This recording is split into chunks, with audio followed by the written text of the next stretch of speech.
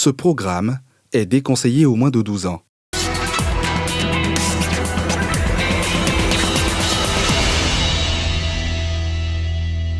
On doit pleurer. Ah, mais s'ils sont morts, il faut comment? Abby est tombée dans le puits. J'ai dit quoi?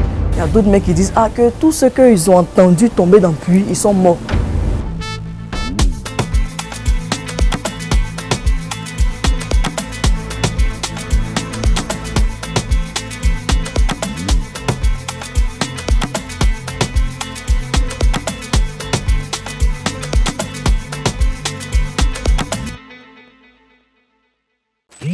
Prêt à vibrer autour de votre programme, OneXBet vous met dans le jeu. L'une d'entre elles s'appelle Miracle, un prénom qui a pris tout son sens ce jour-là puisqu'elle a miraculeusement été sauvée d'une mort certaine. Mais elle n'est pas seule dans cette histoire. Son amie Abby échappe elle aussi au pire.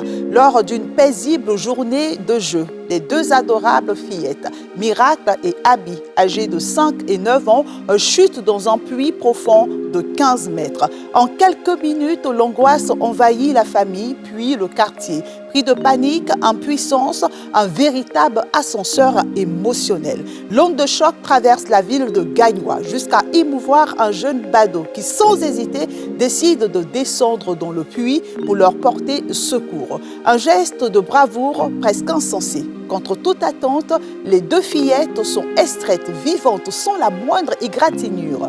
Une issue heureuse, rare et bouleversante. Retour sur cette incroyable histoire de miraculé dans Focus Faits divers.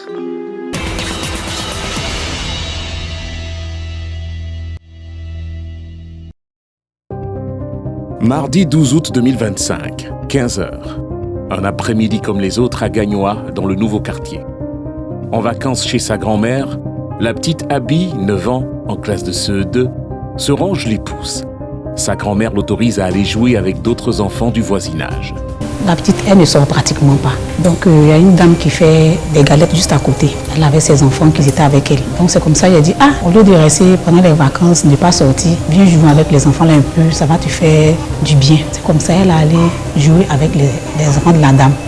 Abby rejoint Miracle, Dimi, âgé de 5 ans et en classe de CP1. Avec d'autres enfants, ils se dirigent tous chez Kéliane, 11 ans, en classe de CM1, leur compagnon de jeu. Elle vient à la maison là-bas pour jouer avec les autres. Elle joue ma tablette là. Et puis nous les garçons, on joue ballon. Rien ne laissait présager que l'après-midi prendrait une tournure aussi inattendue que terrifiante. Dans cette cour se trouvait un puits de 15 mètres de profondeur, recouvert par une tôle. Hélas, un oranger courbé se tenait sur le puits. En voulant cueillir des oranges, les deux fillettes marchent sur les bords du puits quand se produit l'inimaginable. Ce jour, elle voulait cueillir orange. Mais là, quand Abby a marché devant, c'est là, elle a marché au milieu, elle est tombée du puits, puis elle a attrapé main de l'autre là. Peut-être devant moi, j'ai eu peur. Un coup de tonnerre s'installe dans la cour et un climat de psychose inonde le quartier. Pétrifiés, les autres enfants alertent leurs parents. Kéliane réveille sa mère en sursaut par ses cris de détresse. Il a entendu les cris, mais il pense que c'est un sommet au fait. Quand je suis sorti, maintenant il voit où il a dit, mais il y a quoi? Mon fils a dit, il y a deux petites filles qui sont dans le puits, elles sont enlevées orange. Je ne sais pas même maintenant, toi, il tremblait même, même mes yeux, il tremblait pour toi pleurer. Ah, mais s'ils sont morts, il faut comment? Mais vous étiez où?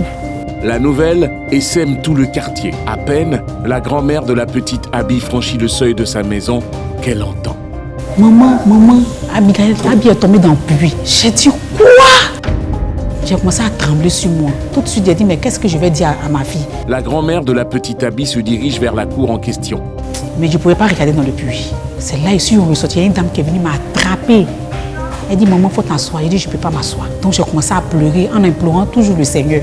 Pour les parents et habitants de cette cour, les chances de retrouver les deux fillettes vivantes s'amenuisent. La situation semble sans espoir, quand soudain... Donc il y a une dame qui est venue, elle dit, maman, ta petite fille parle, elle parle, on a espoir, elle parle, faut pas pleurer, elle parle. J'ai dit, Seigneur, ne m'abandonne pas, je t'en supplie. Alors que tous autour du puits envisagent évidemment le pire, une lueur d'espoir scintille du fond du puits. La montée d'adrénaline dehors contraste avec le calme olympien qui anime la petite Abby, à 15 mètres de profondeur. Les révélations qu'elle fera plus tard laissent penser à une main divine. On est tombé sur nos dos. Elle est tombée en première, moi aussi tombée en deuxième. Il y a une voix qui dit me lever, c'est ça ici, lever pour y. Puis elle cherchait la petite. La petite, elle ne savait pas nager. Quand elle est petite, je suis allée la chercher pour la faire remonter, pour qu'elle prenne un peu de l'air. La petite dit qu'elle ne respirait pas. Moi, je respirais bien. En haut, là, il y avait la lumière, mais en bas, il n'y avait pas la lumière, donc elle ne peut pas nous voir. Carré comme cela. La plus petite a attrapé mon cou. Il a dit, bien t'accrocher sur mon cou, on ne va pas tomber. Il y avait un cafard de tout là. Il faisait noir dedans. Il a dit que mon père va pleurer parce que quand elle était dedans, elle avait froid et puis elle tremblait sur elle. Et puis elle criait parce qu'elle avait peur. Mais combien de temps encore la petite Abby va-t-elle pouvoir tenir avec son ami Miracle accroché à elle? Pendant ce temps, toute la foule attroupée autour du puits a du mal à trouver les contacts des sapeurs-pompiers civils de Gagnois, qui sont le 07 06 86 86 86 ou le 01 73 51 70 08. Et lorsqu'une personne trouve enfin le contact, 1 heure plus tard, cette dernière ne donne pas la bonne information. Selon les informations que nous avons reçues, il était question de 2 fillettes tombées dans une fosse. Donc, nous y sommes allés avec du matériel adapté. Mais une fois sur les lieux, nous découvrons qu'il s'agit d'un puits de 15 mètres. Donc, il fallait retourner à la base, chercher du matériel dédié à la circonstance. C'est un véritable coup de massue. Le sauvetage des 2 fillettes connaît un nouveau retard. La tension atteint son paroxysme. Chaque seconde passée au fond de ce puits devient une éternité pour Miracle et Abby, désormais plus que jamais en danger. Autour du puits, l'inquiétude est palpable. Les regards se croisent, les murmures fusent, chacun commente impuissant. Puis la nouvelle parvient jusqu'à la grand-mère de la petite Miracle, ajoutant à l'angoisse une douleur de plus. Toutes affaires cessantes, la grand-mère de Miracle et son fils se précipitent sur les lieux. Leur empressement attire l'attention de Sekou, 30 ans, menuisier qui officie devant leur maison.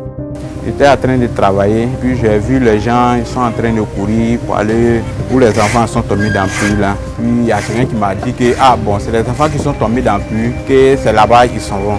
Sekou enjambe sa moto et se rend sur les lieux où il trouve les sapeurs-pompiers et plusieurs badauds. Et là, les enfants là criaient dans le puits, là, les enfants là criaient. Et puis ils ont dit maintenant qu'ils vont partir chercher les matériels pour venir. Moi, il dit, c'est à quel moment vous allez partir chercher les matériels et puis vous allez venir, ils vont enlever les enfants dans le puits, tout ça là. Il dit, ça sera trop lent. Il dit, moi, je vais descendre. Maintenant, le gars m'a demandé, est-ce que je peux descendre? Il dit, non, je peux descendre. Qu'est-ce que tu as une fois fait? Il dit, non, je n'ai jamais fait d'abord. Il dit, non, moi, je peux descendre. Il a voulu descendre dans le puits, comme ça. Il dit non. Les gens lui ont dit, il faut attendre, il faut qu'on t'attache, parce que tu ne peux pas descendre comme ça. Comme il y a déjà la corde des pompiers qui est là, tu vas l'utiliser. Mais il y a 6 personnes, comme il est un peu costaud, il y a 6 personnes qui tenaient la corde. Sans l'ombre d'un doute, Sekou Bamba, le menuisier, descend dans le puits à l'aide d'une corde nouée autour de lui par les sapeurs-pompiers. Le temps se fige. Va-t-il y arriver? Une course contre la montre s'engage car, dans le puits, la petite Miracle a du mal à respirer. L'eau, franchement, je n'ai pas regardé ça parce que j'étais étouffé un peu. Sinon, il y a l'eau dedans. Quand le tonton est venu nous sauver, non, il a dit elle était partie et puis moi, il est resté dedans. Donc, elle est partie. Quand elle est partie, moi, il n'a rien dit. Donc, il a attendu le monsieur encore. Là, il est descendu pour me chercher. Si il m'a appris, la plus petite, elle va plonger en bas là-bas pour partir en fou là-bas. Donc c'est pour ça qu'il dit, Nathan la prenne d'abord pour qu'elle puisse respirer de bon l'air. Après, il va venir me sauver. J'ai attrapé une comme cela dans la main, puis j'ai attrapé l'autre comme cela. Et puis on m'a tiré en venant aussi. Moi aussi, je lutte aussi de monter jusqu'à... Puis j'ai enlevé une maintenant. Quand on reste sorti, j'avais froid et puis mes sentais bien. Vraiment, j'étais très heureuse. J'ai rendu grâce à Dieu parce que vraiment, c'est pas facile. Après plus d'1 heure passée dans ce puits de 15 mètres de profondeur, la petite Miracle est sauvée. C'est un ouf de soulagement pour ses parents. Mais le calvaire n'est pas encore fini pour autant, car il faut sauver son ami Abi qui attend patiemment au fond du puits. Il y avait juste un peu froid, c'est elle qui me portait la chaleur. Donc quand elle est partie, il y avait un peu froid. À cause des cafards, moi, il criait. Essoufflé par le manque d'oxygène dans le puits, Sékou Bamba reprend de l'air et se lance à nouveau à la rescousse de la petite Abi. Quand Sékou m'a pris, je me suis sentie bien et mes parents, j'ai vu mes parents. Quand moi je suis tombée, je pensais qu'il avait mouru. Mais quand je suis tombée, il y a une voix qui dit me lever. C'est ça, il s'est levé pour y puis aller chercher la petite. Quand ils sont sortis, les gens ont crié « Maman, les enfants sont sortis ». J'ai fait 4 pattes dans les graviers là. Ça allait ceinturer les enfants. Tomber même, je me suis blessée, mais je n'ai pas su. Tomber avec les enfants et tout ça là. J'ai dit « Waouh, Jésus est merveilleux ». Ils n'ont même pas eu d'égratignures, ils n'ont même pas eu coup de bras cassés, rien. Abi et Miracle dans les bras de leurs différentes grandes mères. C'est l'image forte de cet après-midi, celle qui résume le mieux la décrispation après 1h30 de pleurs et d'angoisse. Les habitants du nouveau quartier de Gagnoa laissent exploser leur joie et Sékou Bamba, le héros, est porté en triomphe. Dieu, en tout cas, il est fort. Je sais pas si c'est lui qui a mis sa main et puis il s'est arrêté. Puisque quand les animaux étaient un peu trompés. Quand ils sont sortis, je me suis sentie à l'aise. J'ai dit merci à Dieu. Je ne sais pas, mais vraiment, j'étais tellement heureuse pour l'acte que Dieu a fait en passant par Sékou. Je ne sais pas, j'ai pleuré de joie en fait. J'ai pleuré de joie. J'ai rendu témoignage le dimanche qui a suivi à l'église. Il y a des gens même qui sont allés rendre témoignage dans l'église même qui ne nous connaissent même pas. On a rendu grâce à Dieu. On s'est dit que vraiment, ça c'est la main de Dieu qui était sur ses enfants. Parce que ce n'est pas possible. Elles sont tombées dedans, il n'y a pas eu d'égratignure, rien du tout. Donc vraiment, et puis on dit merci au jeune qui est là. Après son exploit, Sékou Bamba, le héros, est salué à la hauteur de son nouveau statut. Il ne le dira à personne, mais pendant plus de 2 jours, il ne se sent pas bien. Par la magie de l'Internet, l'exploit du jeune menuisier traverse Gagnoa, la cité du fromager, et fait des émules dans plusieurs villes du pays. Quand les gens sont venus, on commence à me dire « Ah, franchement, bravo à toi ». Donc, ça m'a fait soulager au cœur un peu, quoi. Voilà. Et puis moi-même, j'ai senti qu'il a fait quelque chose de bon, de bien aussi. Mais l'exploit du jeune menuisier semble passer inaperçu aux yeux des autorités de la ville de Gagnoa, car personne ne l'a reçu. Souffrant de problèmes cardiaques, la mère de la petite Miracle n'a pas été alertée. Le soir, à sa descente du travail, elle tombe des nues lorsque sa mère lui raconte les faits. Je pleurais. Tous ceux qui venaient me demander, me disent Yako même, je n'arrivais pas à placer un mot. Je pleurais. Il y a d'autres mecs qui disent que tous ceux qu'ils ont entendus tomber dans le puits, ils sont morts. Qu'ils ne croient pas. Ils sont venus taper à la porte, venir voir si vraiment les enfants là sont en vie, ce sont tellement qui sont tombés dans le puits. C'est 2 semaines après que ça a réussi à me passer impression, c'était pas facile.